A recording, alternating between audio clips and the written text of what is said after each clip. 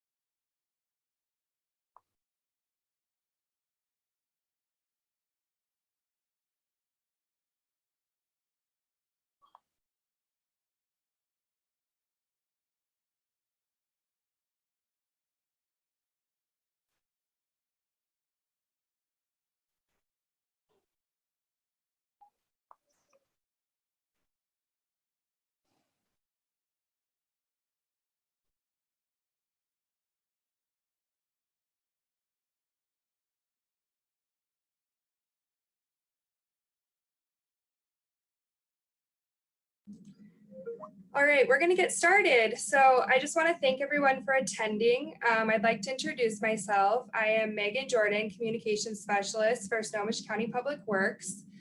We're here tonight to discuss road projects on Mann Road and Ben Howard Road and answer your questions. So we would also like to remind everyone that we are recording tonight. We will be uploading that to the project webpage for those who are unable to attend tonight. So that they can watch it at a later date. So we'll also be limiting video to presenters only, just to save data usage and hopefully to minimize any delays or disruptions tonight. So in advance of this meeting, we received a lot of questions from the public and we really appreciate it. We used those questions to develop an FAQ doc and we published that to the project website this morning. In addition, we sent it to our email subscribers. If you are not on our email list, please sign up. Julie, who is my colleague, she'll be sending out a link shortly to all of the attendees. And in that link, you will be able to find our project website. And on the right-hand column of the project website, you will see a notify me link. And so if you click that, you can sign up to receive our emails. She's also sending you a link to our cultural and diversity public involvement survey. So feel free to fill that out and submit it, and you can fill it out, tomorrow or whenever. So this will help us in the county's public outreach and inclusivity efforts. So we will be taking questions at the end of the presentation. We ask that everyone is respectful to all participants. So to ask a question, if you are logged in via Zoom on your computer, you will see a raise your hand button at the bottom of your screen. You may need to hover over the bottom bar to make it appear. And then if you called in from your phone, you can press *9 at any point, and that will tell us that you would like to raise your hand and ask a question.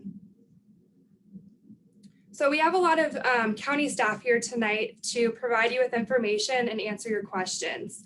I'd now like to introduce you to Kelly Snyder, Snohomish County Public Works Director. Thanks, Megan. Hi, my name is Kelly Snyder. I'm the Public Works Director for Snohomish County.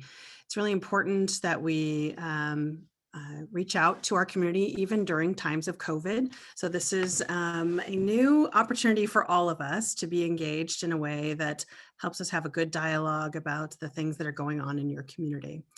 I'd like to make sure that you know that we are listening very closely to your concerns. We want to bring some resolution to some of the issues that are happening in this area around flooding. Today, we have all sorts of staff here to go through some of the technical things that we're working through in the design and future construction, the funding issues, environmental issues. And also with us today is County Council Member Sam Lowe. Sam Lowe has been working really closely with our office to make sure that we're addressing the concerns and issues that have been raised by your community. He has joined us today. However, this is a Public Works staff meeting, executive branch meeting. So we'll try to answer as many of the questions for you. He is available in case there are some that are specific to the council member. With that, I will turn it over to our design engineering manager, Charlie Green. Thank you so much and for your time and attention.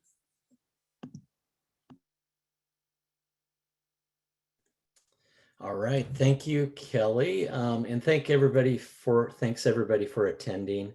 We appreciate you taking time out of your evening to join us, hear about the projects, get updated.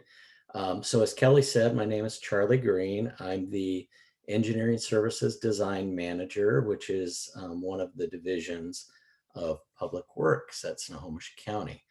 So tonight we have a number of topics we're going to be talking about.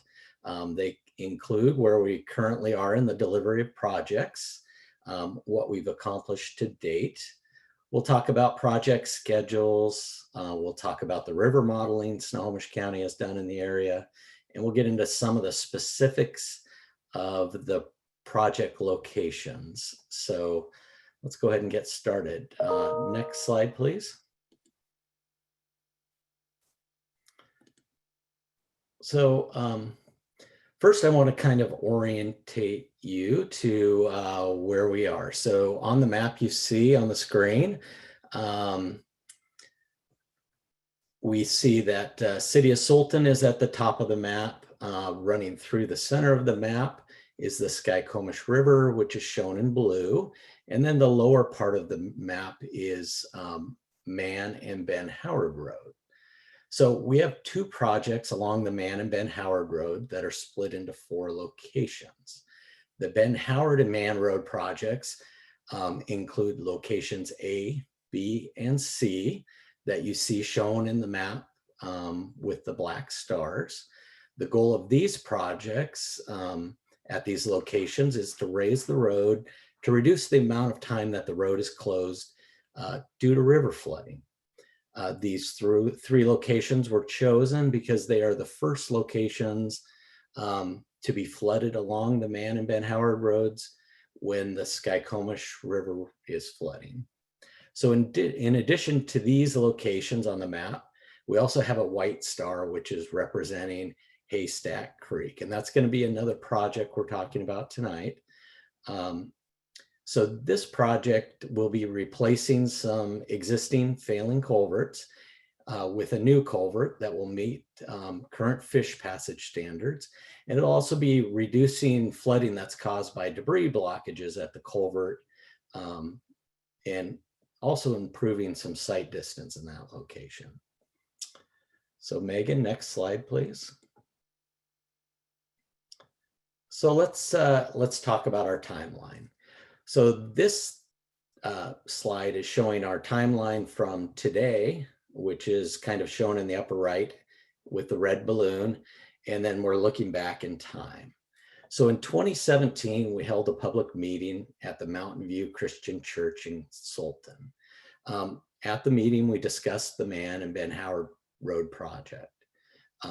At the meeting, we shared the feasibility study, solicited input from the public, shared the proposed project locations, and shared the benefits of the project to reduce the amount of time each year that Mann and Ben Howard Road were closed due to river flooding. Since then, we've done a lot of behind the scenes work. We've completed our topographic survey. We've completed our geotech investigations. And in the geotech investigations, we learned that the soil under the road at locations A and B that we're talking about tonight have unsuitable soils that will require excavation to provide a stable foundation to be able to then raise the road. In fact, at these locations, we'll be removing about 3,900 cubic yards of soil, which is equivalent to over 300 dump trucks. So we've also completed our environmental investigations and reports at the sites, which along with this, we are advancing the design, which will allow us to be making many of our permit submittals by the end of the year. Next slide, please. Thank you, Megan. So now on this slide, timeline slide, we are looking from now, where you see the red balloon, to the right, which is the future. So first, the construction of the Haystack Creek project, which was originally scheduled to be constructed in 2023, is being moved up for construction to 2021. Second, the Mann Road and Ben Howard Road project, which was originally scheduled to begin in 2021, has been moved out and is scheduled for construction in 2023. So the Haystack Creek project is being moved up because the funding for this project is currently available and we have the permits needed to begin the construction work in 2021. It is also being moved up so that the projects, hang on a second, so that the projects will not happen at the same time. So we didn't want Haystack Creek and Mann and Ben Howard Road projects going on at the same time so that we could avoid traffic conflicts and impacts to the public during construction. The Mann and Ben Howard Road project is being moved out to 2023 because the complexity of the design has resulted in delays in submitting our permits. So because of these design delays, the Mann and Ben Howard Road project has not secured the permits we need to move forward with construction in 2021. So currently, we're beginning the permit submittal process on the project. However, several of the permits that we're applying for can take up to 18 months to be issued, and that's reflected in the Mann and Ben Howard Road project now being rescheduled for construction in 2023. We also are working on finalizing our right-of-way plan by the end of this year.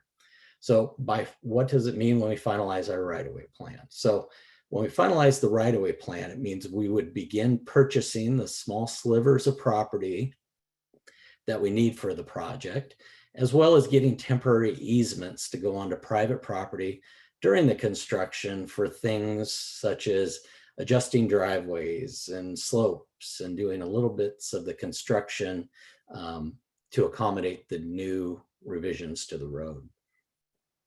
In addition, on the timeline, you'll see up on the upper right-hand side there that in a category called the future. So at the public meeting in 2017, we heard clearly from the community that the 3 locations we are improving are not the only locations that flood along Ben Howard and Mann Road. Therefore, Snohomish County has started to pursue or will be starting to pursue funding for preliminary design work to look at making additional road flooding locations along Van Howard Road less susceptible to closures due to river flooding. So Megan, next slide, please.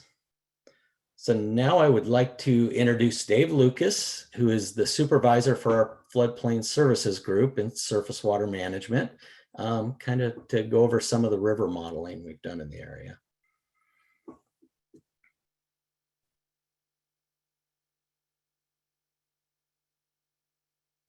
Got to remember to unmute. Sign of the times. My name again is Dave Lucas. I work for Snohomish County Surface Water Management. To help identify the locations where the roads flood and how deep the water is at those locations, we hired a local consulting firm that specializes in river modeling to create a computer model of the area. As Charlie said, we use this model to identify roadway locations that are the first to flood. We also used it to determine the length of roadway to elevate and how much we need to elevate it to reduce road closures as much as practical, because at some point the river will flood the whole valley. Slide 9 shows the current extent of flooding in blue of a flow of 60,000 cubic feet per second at the gold bar gauge. In this graphic, the darker the blue, the deeper the water. So you can see South Slough near the bottom, the middle of the graphic, and you can see the Snohomish River on the left, showing very dark because the water is deeper there. Please note that sites A, B, and C are flooded at this flow currently. Slide 10 shows that once we've elevated the 3 sites, they should be passable at this same flow of 60,000 cubic feet per second. You can notice that there's the little roadways areas now that have a gap where the water is. There will be some culverts, ability for water to move from one side to the other so that we're not going to be ponding water. The net result of this on slide 10, the net result is that currently, slide 11, I was correct. Currently, the road closes at a flow of about 40,000 cubic feet per second for an average of 28, 29 hours annually. The net result to the community once we've completed this project should be a 21-hour reduction per year on average that the roads would be closed due to flooding. So what this graphic shows you is today, average 29 hours per year. 2023, when we're finished, should only be a little over 7 hours. And with that, I'll hand it back to Charlie.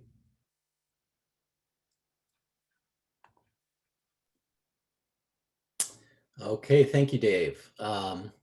So I wanted to bring up the project location map one more time to kind of reorientate everyone to the specific project locations before we discuss the details at each location.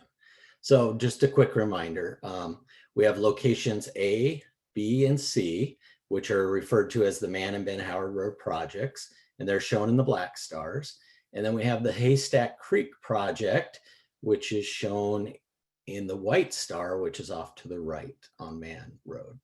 So now let's look at some of the details at each location. So next slide, please. Thank you, Megan. So, so quickly, before we go to those locations, I kind of wanted to show you, hey, what's the road going to look like when we're done? So first we're looking at a cross section of the road. So what's a cross section? Well, that's if you were to take a knife and you cut perpendicular to the center line of the road and we were to look at the road, here's what you'd see. So at the locations we are discussing tonight, the road will be ending up to have two approximately 11-foot lanes, which is very close to what is existing on Ben Howard and Mann Road. So for much of this, the width of the road will feel very much the same as it does now. The road is being raised at all of the project locations between 2 and 6 feet. Two of the locations we talked about will be excavating below the road between 2 and 4 feet to remove unstable soils to create that foundation we need to be able to raise the road. And at some of the locations we'll be replacing and or adding guardrail where it's required for safety. And then at some of the locations, there may be small walls or what we call reinforced slope, which a lot of times will feel and look like a wall. So next slide, please. So let's talk about location A. So at location A, some of the details. We're raising the road about 2 feet for about 450 feet. This is one of the locations we'll be excavating 4 feet of that unsuitable soil below the road. And remember, that's to provide this stable foundation we need to then be able to raise the road. You know, as I'm going to talk about at all these locations, we're maintaining the same road width. So your experience as a driver will be much the same. And then in this location, we'll be replacing the existing 12-inch diameter culvert with a 6-foot high by 8-foot wide culvert, which will help accommodate stream flows below the road and then also meet our current fish passage design standards. So next slide, please. Thank you, Megan. So location B. So what are we doing at location B? So we're raising the road 5 feet for about 630 feet. We're excavating that 2 feet of soil, which we've determined at this location is unsuitable. And again, that's to provide that solid foundation on which to raise the road. We're maintaining the same road width. And then at this location, we don't have any current culverts. There'll be a 2-foot diameter culvert that's going to be going in. Next slide, please. So let's talk about location C. So location C, which is also locally known as Devil's Elbow, will be raising the road about 6 feet for 650 feet. So you can note that this is the place where the road is flooded the deepest. We'll be maintaining, again, that same road width, replacing existing guardrail. And then at this location, we're going to actually be realigning the stream channel and replacing the existing 5-foot diameter culvert with a 17-foot wide by 10-foot tall concrete box culvert, which again will allow for stream flows, and it meets the current fish passage design standards. So to recap, we just went through locations A, B, and C. You know, the benefits and the goals of this project is to raise the road to reduce the amount of time the road is closed due to the river flooding. And then it also upgrades the stream culverts so that they would meet current fish passage requirements. Next slide, please. Okay, so now moving on to that Haystack Creek project location. So at Haystack Creek, we will be raising the road about 3 feet for about 1,400 feet. We'll be realigning the stream culverts and installing a 6-foot high by 20-foot wide concrete box culvert, again, to meet that the current fish passage standards. And then we'll also be constructing new guardrail where warranted in this area of the project. So the benefits of this project is, you know, one, we'll be replacing the existing failing culverts. We'll be resolving a site distance issue in the area. We'll be reducing local road flooding due to the debris blockages at the existing culvert. And then we'll also be, of course, which I mentioned before, upgrading that stream culvert to meet our current fish passage requirements. So next slide, please. Thank you. Okay, so we just kind of wanted to throw some graphics up here to kind of show you the magnitude of the changes we'll be making at these stream crossings. So the other thing I wanted to note is in each of these culverts that you see on the screen, you'll notice kind of what looks like little maybe eggs or circles. And those actually represent gravels and rocks that we'll put in the bottoms of the culverts. And those help mimic the natural stream bed conditions that are out there. So let's talk a little bit about location A, which is on the left. In the center, you'll see a dashed circle. That's the existing 12-inch diameter culvert. And then that's encompassed by the 6x8 culvert that we'll be installing. And just so to note, these culverts are shown to scale. So you can see the dramatic increase. And then on the right is location C. Again, we're going from that 5-foot diameter culvert to the 10x17 fish passage culvert. Next slide, please. So Haystack Creek, again, a significant increase in the size of the culvert to meet those fish passage standards.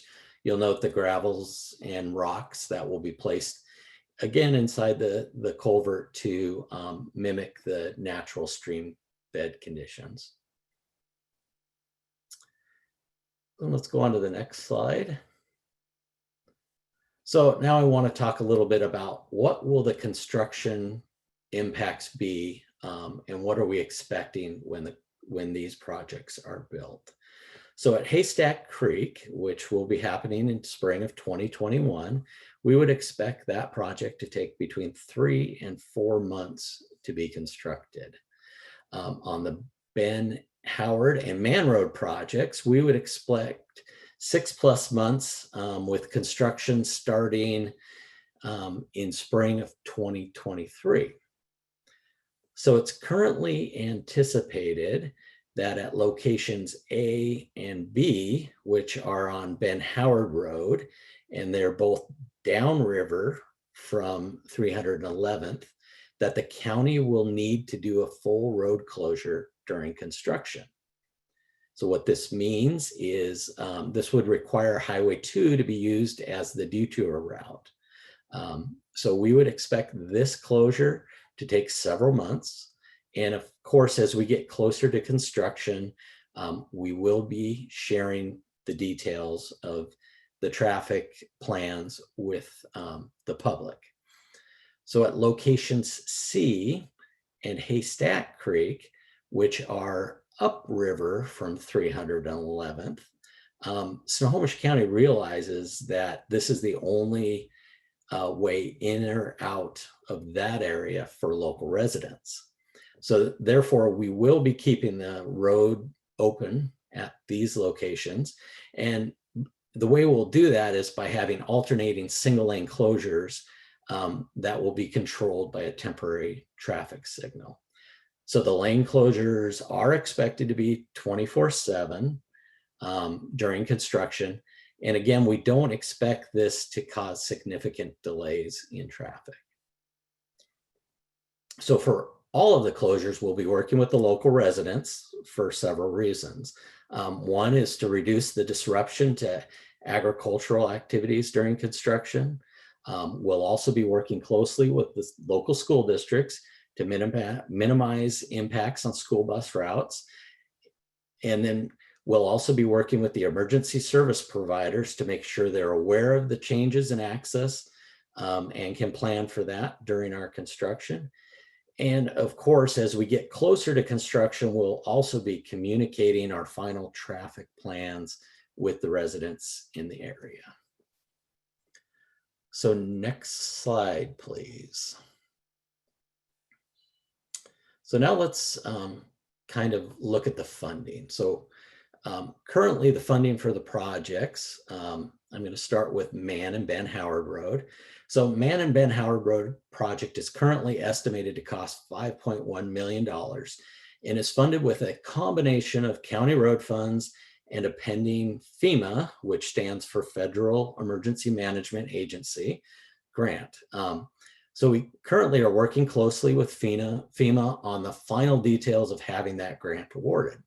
So the Haystack Creek project is funded with surface water management funds and is estimated to cost $1.2 million. So the two projects we have discussed tonight, which include 4 locations, represent a majority of the investment by the, a major investment by the county in the area. It's estimated for the 2 projects that the total cost will be about $6.3 million. And again, with the goal of reducing durations of road closures during river flooding, building a roadway that should last for years to come, and also improving the ability for fish in the area to migrate freely in the local streams. So next slide, please. So what are we planning in the future? So at the public meeting in 2017, Snohomish County heard from the residents at that locations A, B, and C weren't the only locations along Mann and Ben Howard Road that flood. So in the future, what Snohomish County is proposing is something we're calling, at least at this point, phase 2, right? So at phase 2, you can see up on the map, and downriver on Ben Howard Road is something shown in purple there. It says phase 2. So we're going to be looking further downriver on Ben Howard Road and kind of looking at if there's any resiliency we can build into that section of the road to help with the amount of time it's closed due to river flooding. So far at these locations, we've completed a hydraulic model study, and we've done our geotech boring ahead of the projects to kind of identify the soil conditions in the area. So what's next? Well, next we'll be looking for funding for preliminary design to determine what would be needed and the cost, coming up with preliminary estimates to, again, reduce the time the road is closed due to river flooding. So next slide, please. So now I'd like to introduce Eric Stockdale, who's the planning manager with Snohomish County Surface Water Management. He's going to talk with us a little bit about the community floodplain solution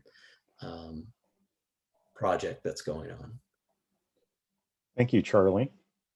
I wanted to thank those of you in attendance who submitted questions in advance of tonight's meeting.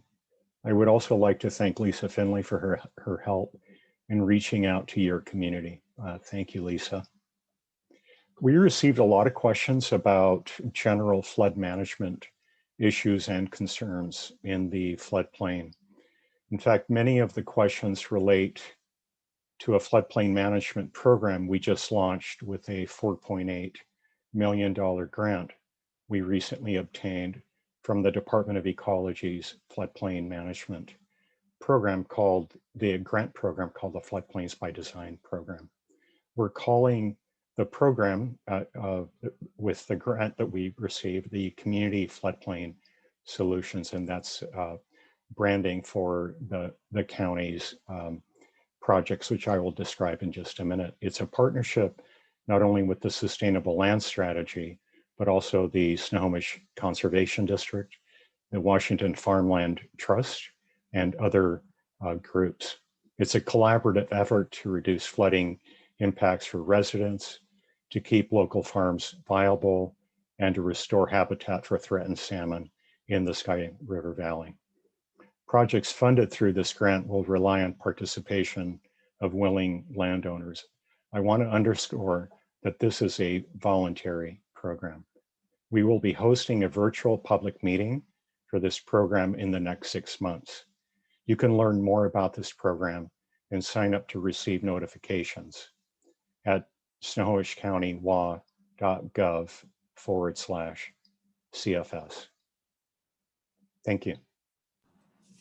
Thank you, Eric, and Charlie and Dave as well. And so now we're going to be opening it up for questions. So as I mentioned before, we just ask that everyone please be respectful of all participants. And as I went over before, to ask a question, you can raise your hand using the raise hand function at the bottom of your screen. And if you are dialing in from a phone, you can press *9. And for those who may be dialing in from a phone, once you do ask your question and we request that you unmute yourself, you'll need to press *6 to unmute yourself. And so I'm going to ask my colleague Julie Kuntz to call on the first person. Thank you, Megan. I wanted to call on Lisa. She has been very patient and raised her hand. So Lisa, I am clicking that you should be able to speak. So the floor is yours. Hi. Can you hear me, Julie? I sure can. Hey, everybody, particularly the county staff and all my wonderful neighbors for all the questions you submitted independently, and those that you honored me with letting me pull together and roll up. I'd like to remind you that if you send me a private message through Facebook and give me your email address, I'm happy to share those with you so that you can see that I did pass them right through and tried to categorize them in ways that might be meaningful for the staff members that responded, and I hope will continue to respond. The first kind of category of questions that I'd like to ask, I'm not sure who these go to, is can you explain to us your confidence in the software and the solutions that were proposed? And I know we've had some revisitation of that based upon the soil sampling, but the data that was used to do the input for the software model was, the bulk of it was pulled, 5 years ago now? And I'd like to understand why that still makes the modeling legitimate and viable for this project, even given the changes, and how you make adjustments with that modeling software, if any. Dave, do you want to take that question? I'd be happy to do that. And thank you for that question, Lisa. The model, when we built it, was as accurate as we could make it. No model is perfect. So what we wanted to be able to do was identify the low parts of the road. So we're confident that we've got the road topography, if I may use that term, where the road is in space, pretty accurate. And so when we ran water through the model, the flows, we first wanted to make sure that it looked reasonable. That's always the first thing a modeler will do. Does it look somewhat normal? And then we tried to calibrate that model to real world flows. So we wanted to make sure, again, that if we ran a November 2016 flow through there, that it matched fairly well with data points that we collected on the ground called high water marks. And what we found is that the model actually is a little conservative. It overestimates the amount of water coming through. So our confidence in being able to have water flow through the valley in a reasonable manner is pretty high. And then I'll go back to what we're using the model for, is to find the low points on the highway, in the road. And those aren't changing. So what we wanted to see was Devil's Elbow goes underwater very quickly. Sites A and B go under very quickly. Those are the spots that we identified first. As we ramped up the amount of water going through, we could see that more areas went underwater. But at that point, the whole valley is going underwater. And although we've got $6 million to spend here, we don't have an unlimited amount of money. So we had to limit what we could do. I hope that helps you understand how we use the model, Lisa, and that we're not trying to predict what the river's doing. We're trying to predict what the flow is at the roadways. That's very helpful. And I have, I'm not sure if all of you saw the questions that I submitted on our behalf, Mike's and my behalf, but on, those that came to me from the county, I put them in categories. But one of the big categories of questions had to do with communications between us, the community, Ben Howard and Mann, and this group, this project group at the staff level, and how we kind of get into, I mean, there's several follow-up questions that I would ask you, but I don't want to take up all the time. How do we approach that going forward?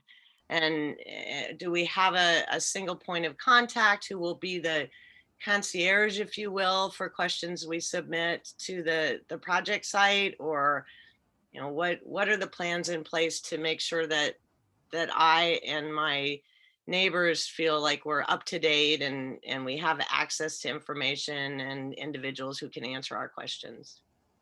Yeah, thank you, Lisa, for that question. This is Megan again, and I can answer that for you.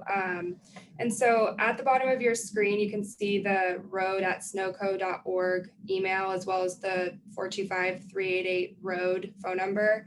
And so we'd really encourage people to use those contact numbers and email, just because sometimes project staff members change, and that gets directly to our communications team, who then can identify the right person to answer your question. Since we do have our surface water management group involved in this project, as well as engineering services, it's just, I think that's the easiest way that the communications group can then direct you to the right person. In addition, we do have the project website, which you can also see at the bottom of the screen. And so we do try to update that with information when it's available. And then when we do that, we send out an email to all that are subscribed to our email list.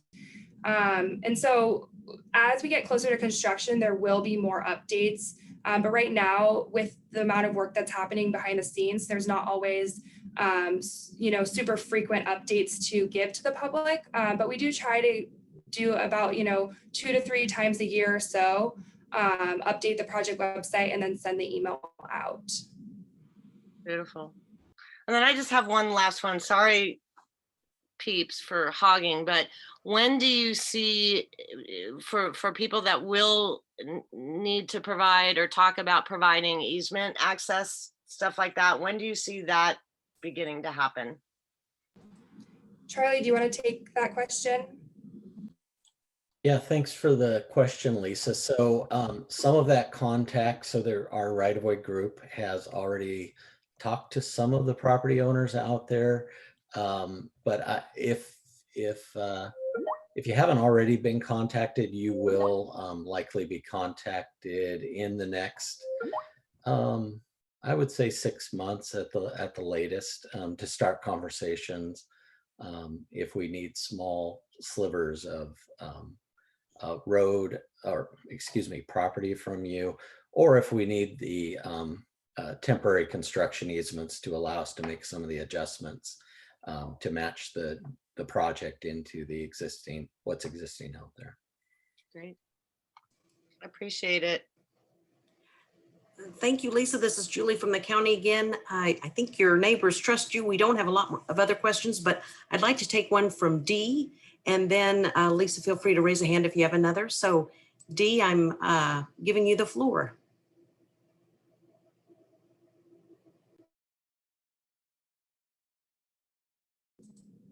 And Dee, we can't hear you. You may have to accept our request to allow you to talk.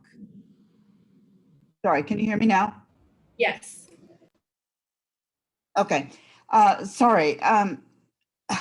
Megan had referred to information at the bottom of the screen, and mine did not appear until I hit the chat button, in case there's other people that can't see it.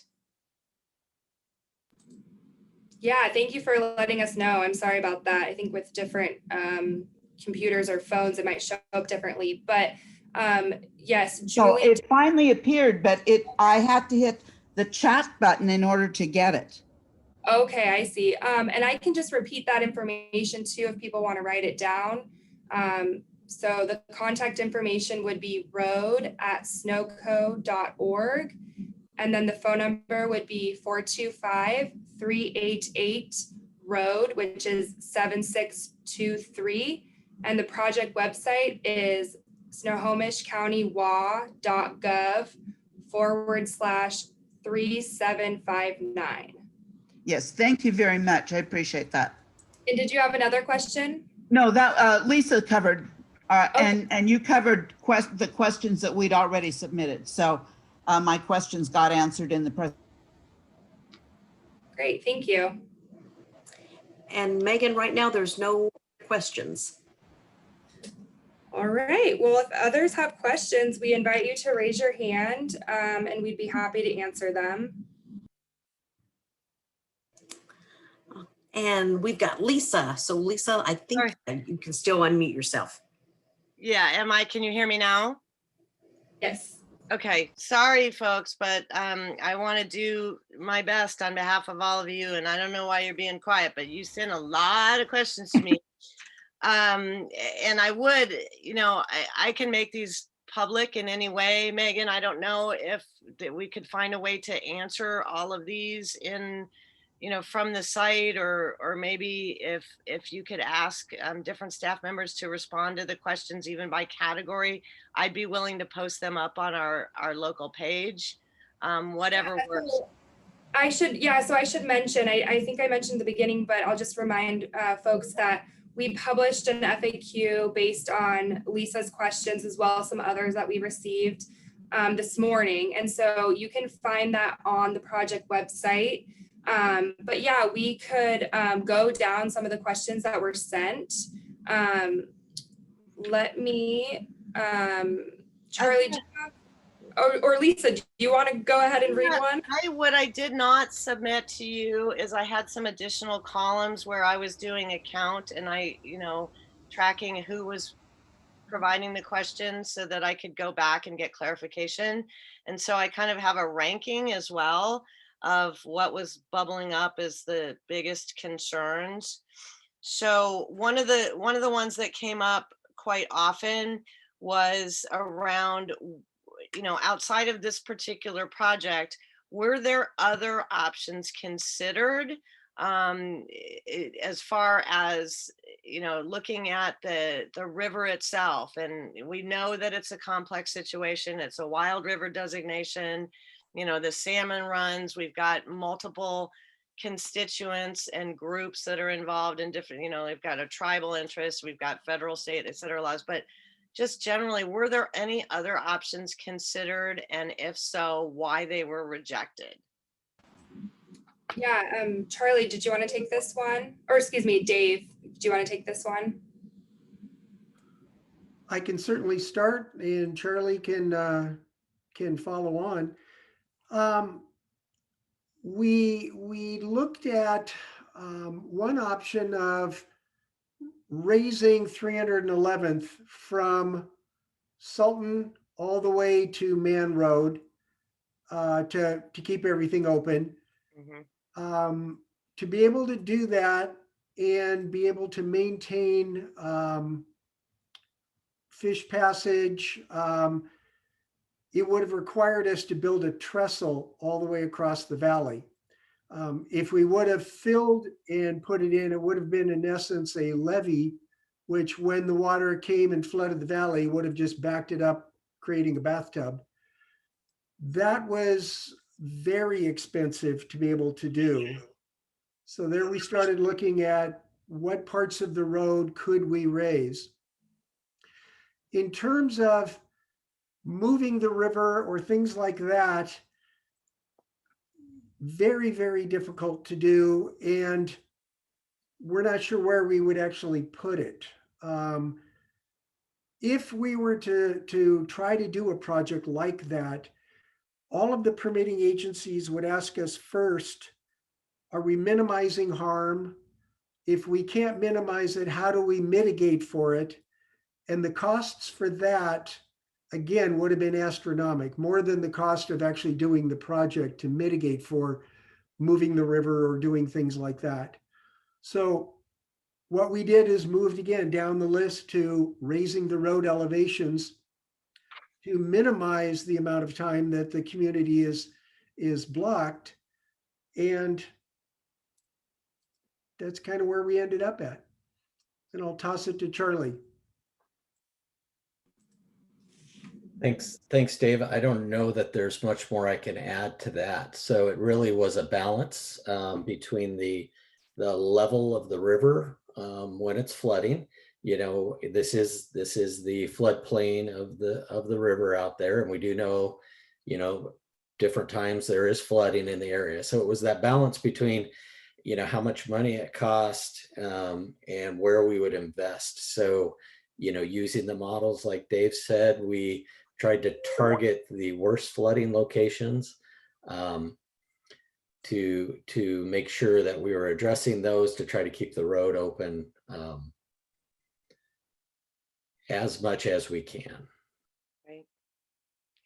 There's one more that kind of ranked way high up there and has been one of, you know, my concerns on behalf of my neighbors since you know, I was welcomed into this community. I don't know if all of you know that the Finley family has been out here, farmed out here for over 50 years, and it's still all new to me, pulling cows with chains and stuff like that. It's an adventure. But one of the biggest concerns for me has been and will continue to be, especially during this project when we've got periodic additional road blockage or slowdown.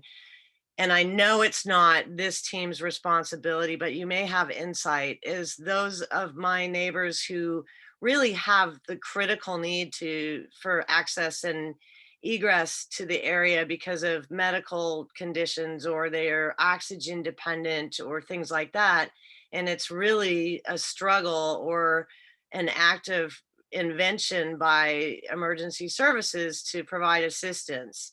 So I'm wondering if you have any insight from our emergency providers about that, especially during the project, what we can do to help those folks out short of a life flight.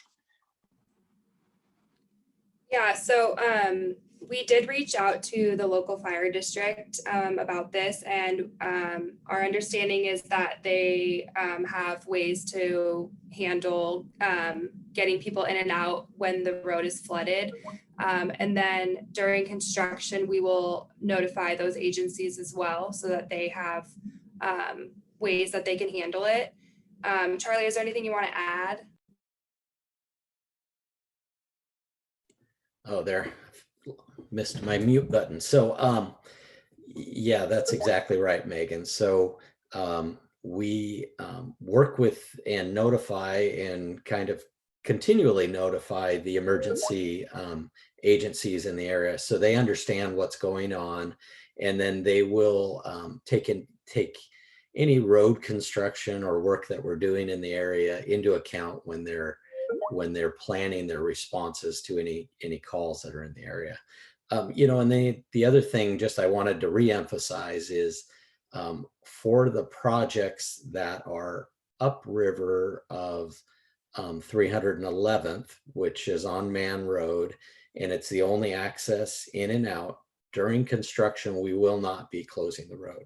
So one lane would always be open, excuse me, and that would be, we plan to have those controlled by temporary signals.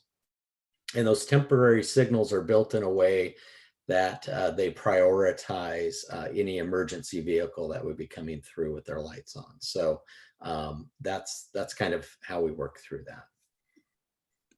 Thank you very much. Julie, do we have any hands raised? And we have no other hands raised.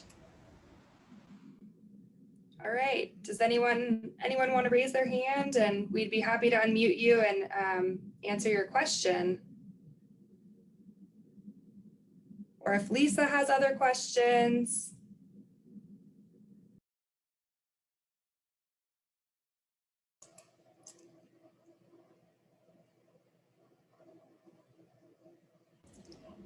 Looks like Richard Morrison has raised his hand. Yes, and I will give him the floor. Thanks, Megan.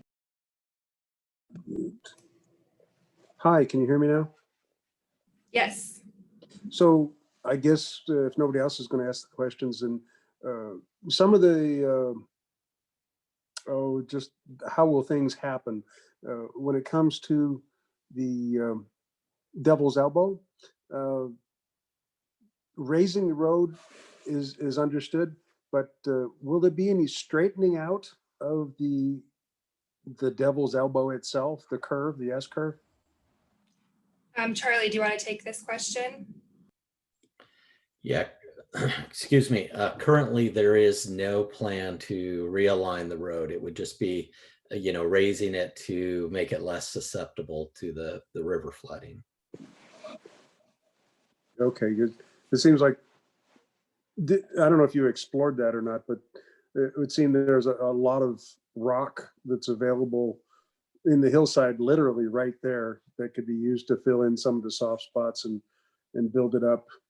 But and I realize it also involves a whole nother level of rigmarole, bureaucracy, if you will.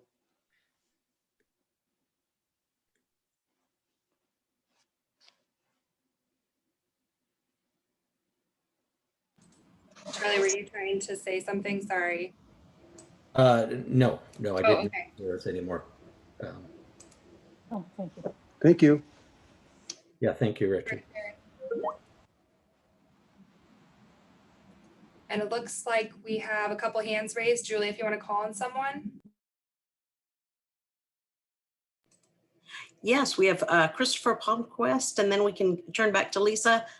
Christopher, you have the floor. Hello, can you hear me? Yes. My question is regarding west of Devil's Elbow. As you climb out of the bottom, the low point, it's been cracking. And I wondered if there's been investigation of just what's going on there and whether those are a deep-seated failure or rotational failure, or what is going on in that regard. You know what I'm talking about 150 feet up the hill from the bottom of Devil's Elbow. Yeah, we actually did answer that in our FAQ, but Charlie, would you like to kind of give some insight into that?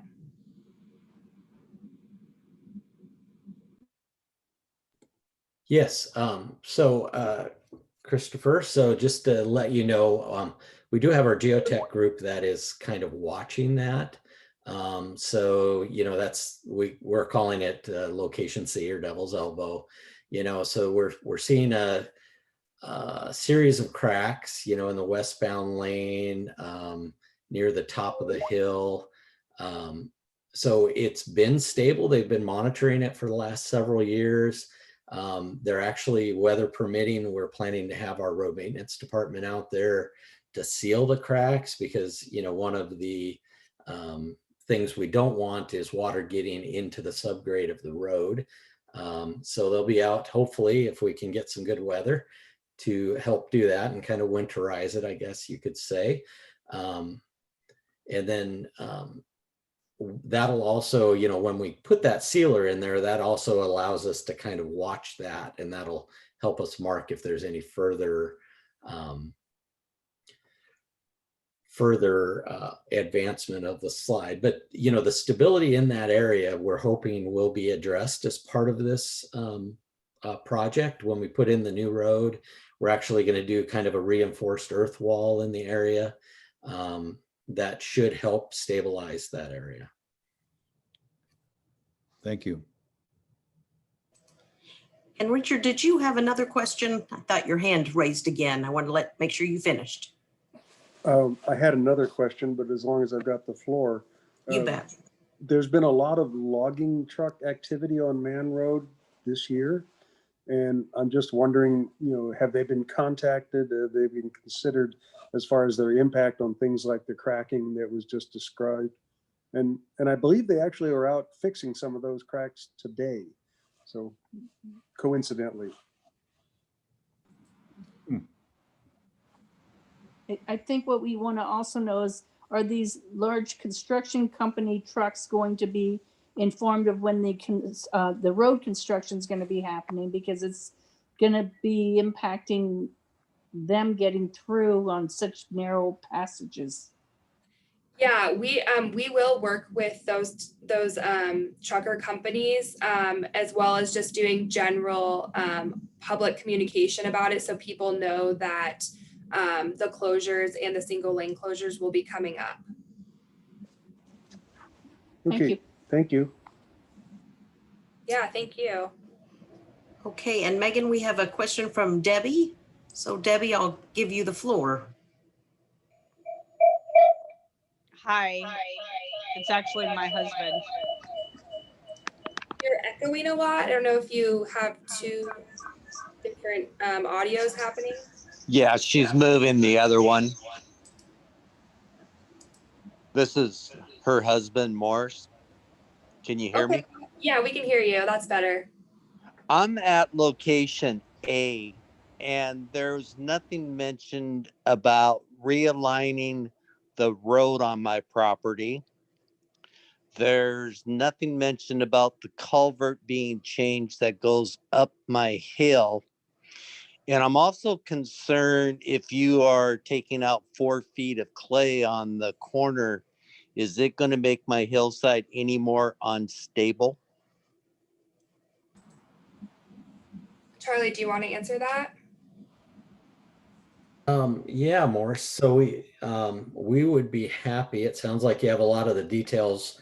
So it might make sense if we want to meet in the field and we can go over all of those details. And sometimes we can meet. We would have to stay separated and follow our COVID safety plan. But it might make sense. I could have our project manager, Oscar Fuentes, meet you out there in the field, and we can talk about all of those details. And it also helps us sometimes when we can meet in the field with you, and because you often have lived there much longer than we've been out there looking at things. So that would help us by allowing us to gather information from you, and then we can also respond with kind of the details, getting into the nitty gritty of what we'll be doing at the road project there. And in Okay. order to set that up, you could send an email to road@snowco.org, and then I could share that with Oscar, so you guys could set up that meeting. Okay, I will do that. Would that work? Okay, thank you, Morris. Sure. Hi, this is Oscar. I just want to introduce myself. I'm the project manager for the Mann Road and Ben Howard Road Improvements Project, and I'll be happy to go out there and meet with you and talk about your driveway. Okay, sounds good. All right, thank you. Sure. Thank you, Morris. And Lisa, thank you for getting things going. We've got a few questions. I think I'll go in order and give Chris Gronfeld the floor. Chris, tell me if you can unmute. Yes, can you hear me? We can. You can't hear me? Yes, go ahead. I'm also at Site A across from Morse. And my concern is the culvert that is being proposed is actually not in the lowest part of the road. And we are on the property to the east, which if the culvert is not put in the proper place, we will sustain more flooding with the raising of the road in that area. And I'm curious as to, you say it's only going to be raised 2 feet there, but if you get into the lowest part of the road, what I saw was at least a 3 to 4 foot raising. I'd like to just get an answer on that if I could. Charlie, do you want to answer that? Oscar, do you have the details of that, or is that something we'd need to set up a meeting with? Hi, Charlie. It's probably best to set up a meeting to get into details of that.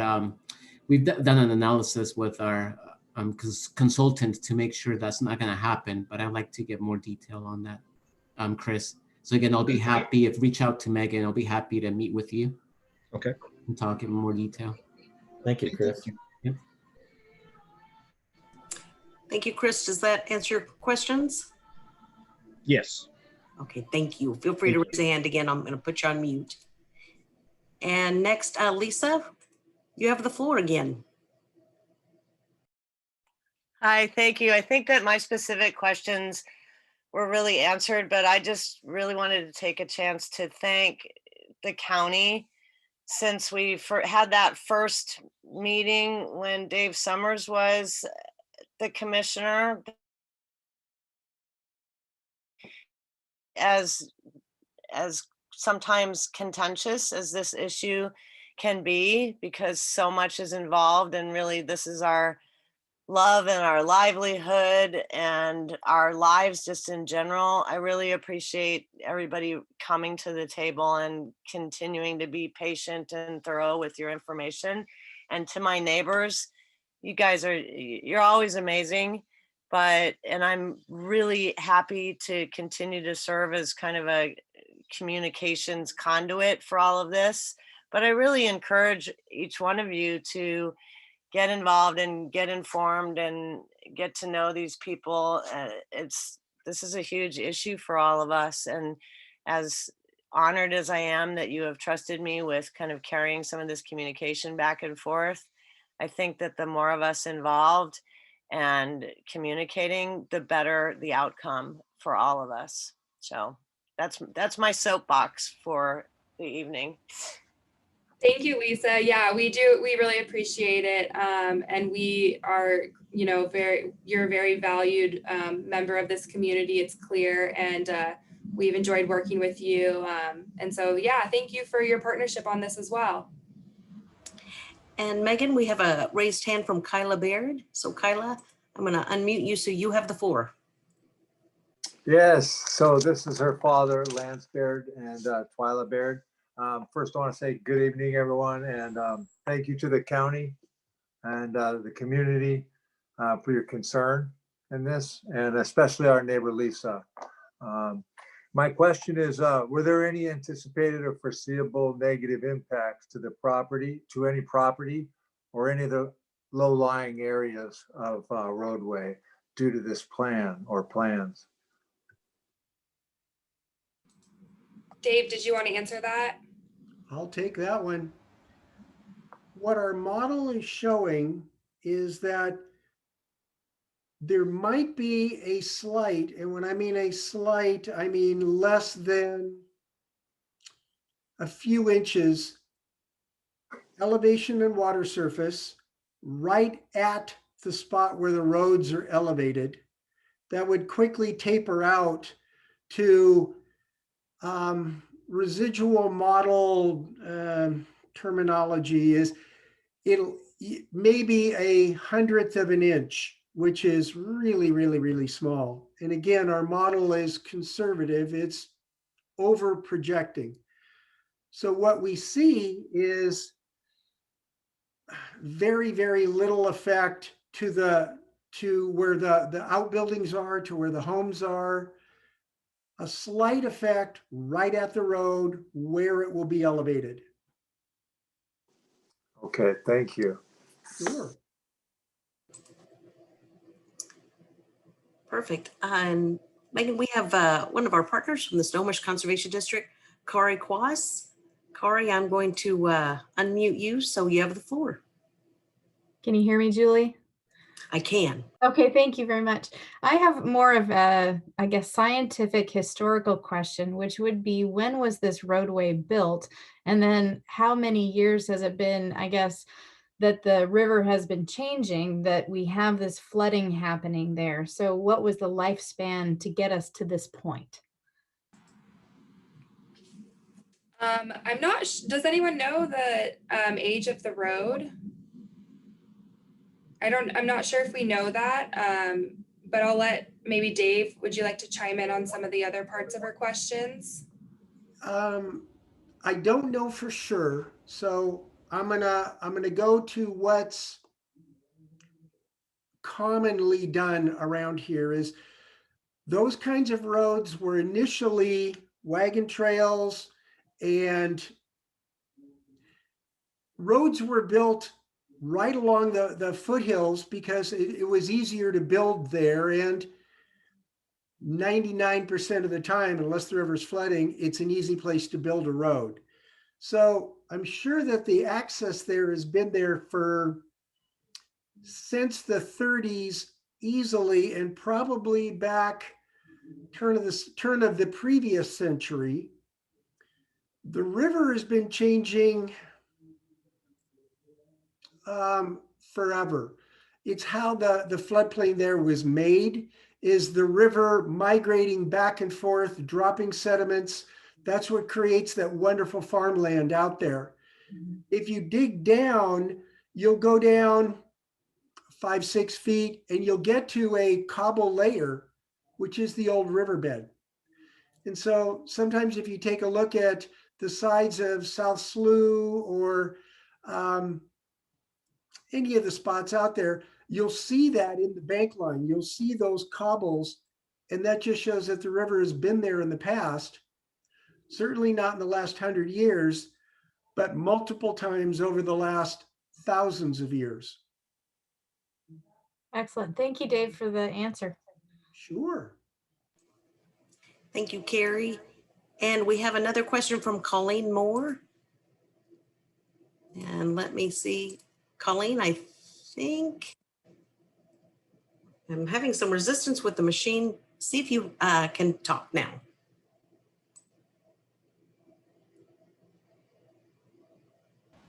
Colleen, you may need to accept her request to unmute you.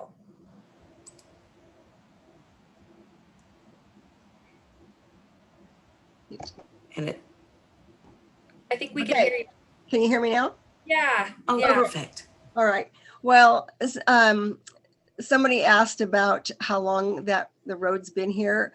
I'm pretty sure that when Roger Finley moved out here, it was still a gravel road. We've been out here almost 46 years and it's still the same, but the river has changed so many times.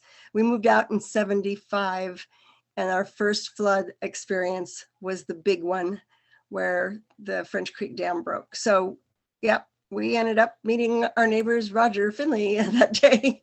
So because we actually plowed through water, ran right into it, smack dab, and managed to get ourselves all the way to Rogers. So that's where we stayed for a long while before the river went down. But so that's what I know about the actual paved road, is that I'm pretty sure Roger Finley, when he moved out here, it was still a gravel road. And that's one reason why the road goes between his property. So Thank you for that insight. Julie, do we have any other raised hands? And I don't see any other raised hands at this point. So we have about 15 minutes left for the meeting. So if anyone has any questions, please go ahead and raise your hand and we will gladly unmute you.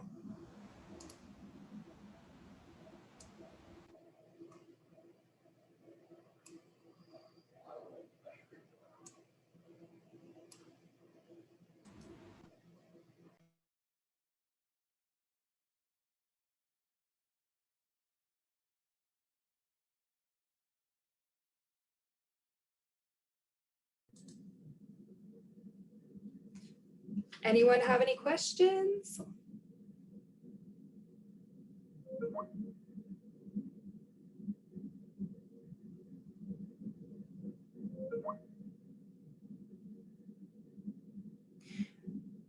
If we don't have any other questions, we may just stay on the line for a few more minutes in case others join us late, but we do only have 15 more minutes. So we do thank you for coming tonight, for joining us virtually. We've really enjoyed getting to share information about these projects with you and answer your questions. And as I mentioned before, please don't hesitate to reach out if you have questions at any point. It doesn't have to be around a public meeting to ask questions. So you can use the road@snowco.org email, or you can call in and leave a voicemail at 425-388 Road, which is 7623. It looks like we have another question from a Galaxy S8. Awesome. And Galaxy, you are unmuted. You have the floor. Thank you. Can you hear me okay? Yeah. So my question centers around the funding and for the project and how confident you guys are that, you know,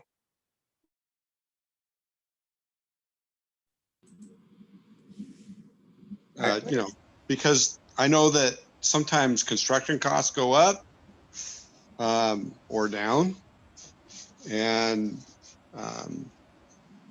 I know that you talked about a grant for a portion of it.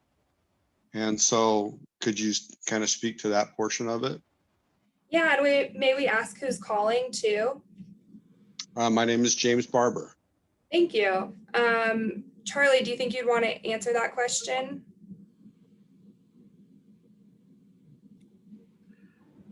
Megan, Charlie got moved to the end. Oh, he's back. I got back. Yeah. Okay. So I was able to unmute. So thanks, About James. that, Charlie.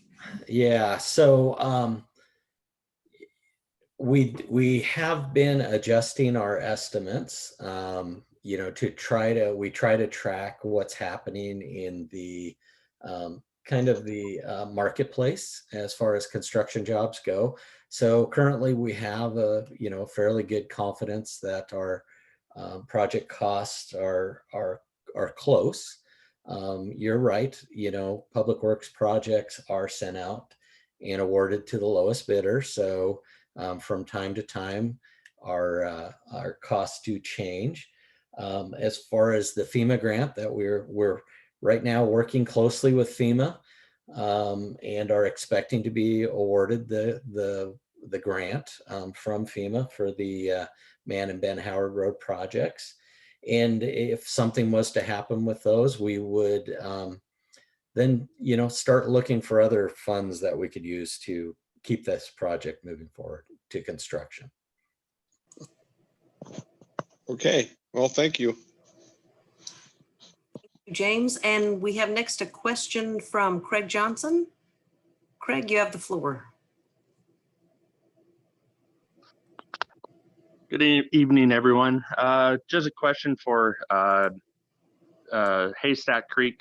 For the, is there any plan for dredging the creek out to allow water to flow through that better instead of flooding our land? Tracy, would you like to answer that question? Tracy Gilson is actually the project manager for the Haystack Creek project, and he's on the line tonight. Sure. Thanks, Craig. We cannot dredge the stream just because it is a salmonid stream. So there's a lot of fish in there, including coho and other salmonids.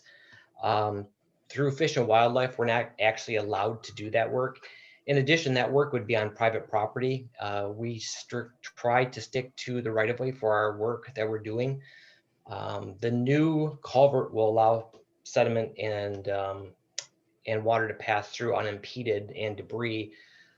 So, but that'll help the right of way only. I'm afraid that as far as when it comes to private property, your best bet is actually to contact Fish and Wildlife and work with them to see if you can do any work there to reduce the impacts due to sedimentation. Good to know. Thank you. Thank you, Craig. And Megan, I don't have any other hands raised at this time. Okay. As I mentioned, if you do have any last minute questions, we have about 10 minutes left. Please go ahead and raise your hand and we will unmute you. I'll just wait a couple more minutes, and then if we don't see any additional hands raised, I think we'll just wrap up for the night. So I'll just maybe give us like 1 or 2 more minutes.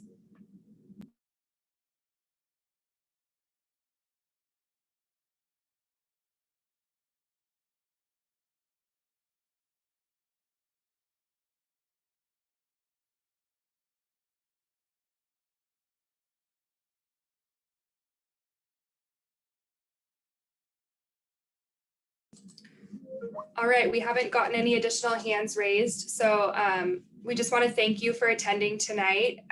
It's been great getting to share this information with you and answer questions.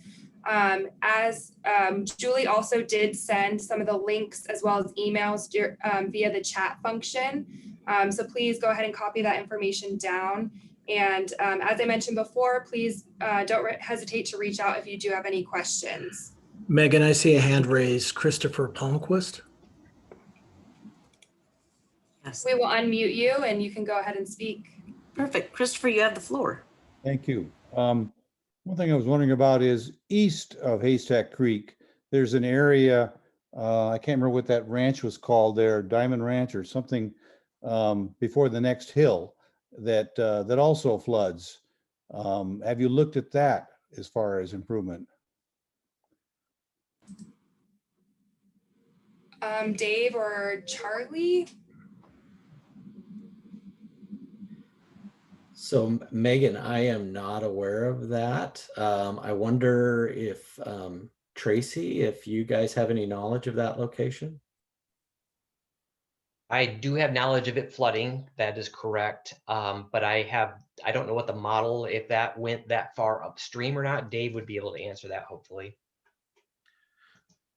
What our criteria was for identifying spots to raise was if the road went underwater 1 foot. We figured that if people can see through it and see a center line, most of the people out there drive big trucks and they can get through the water.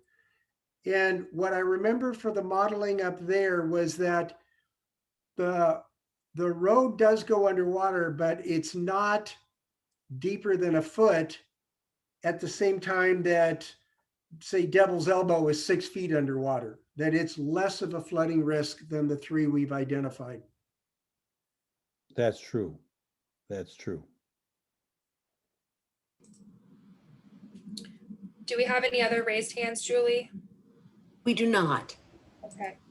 Well, I think we'll wrap up for the night. So thank you everyone again for attending. And as I mentioned, please send us any questions you may have and sign up to receive updates from the project website and just enjoy your night. So thank you.